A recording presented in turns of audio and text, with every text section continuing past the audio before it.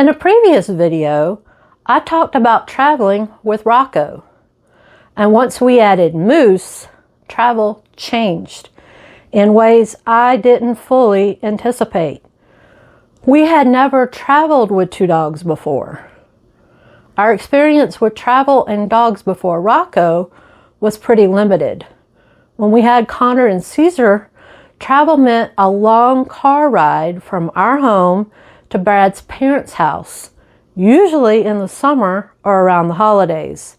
We stayed at Red Roof Inn because at the time, that was the dog-friendly hotel we knew about. We were also extremely budget conscious then, so traveling wasn't about exploring or experiences. It was about getting from point A to point B. That's very different about how we travel now. Now when we travel, we're actually on vacation. Once we had Moose, the idea of traveling changed again. Technically, we could travel with Rocco and board Moose, but I wasn't comfortable doing that to a dog who had already experienced so much upheaval. So when we planned our trip last summer to the Upper Peninsula of Michigan and into Canada, we made the decision to take both dogs.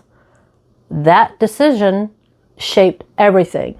Every place we went to had to be dog friendly or it was a no-go.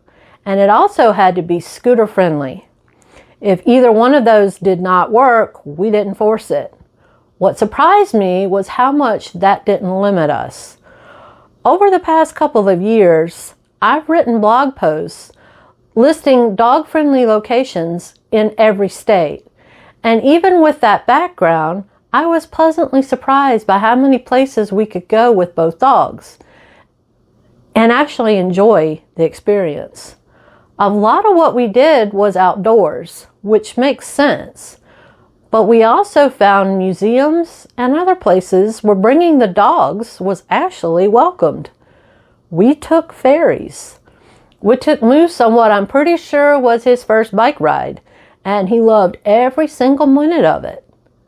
Watching him experience new things calmly and joyfully made all the extra planning feel worth it. Packing for the trip was an experience. I ended up packing more for the dogs than I did for myself. Window shades for the car to protect them from the sun, portable fans for bike and scooter rides, first aid kits, just in case, extra blankets, extra towels. It's kind of like packing a diaper bag, except it's for your furry children.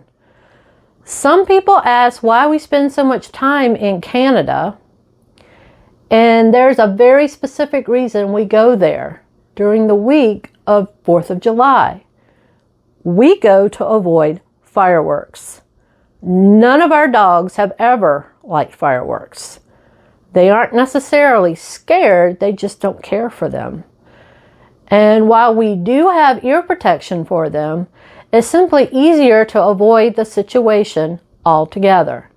So we avoid Canada Day on July 1st, and then we make sure we're in Canada for the 4th.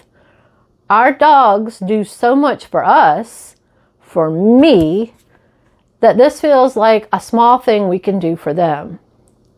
Traveling with two dogs takes more planning. It takes more flexibility. And it requires letting go of the idea that every trip has to look a certain way. But what we've gained in return is the ability to experience places together, calmly, thoughtfully, and with care. And for us, that's what makes travel meaningful. Thank you for watching this video, and thank you for watching this series with us.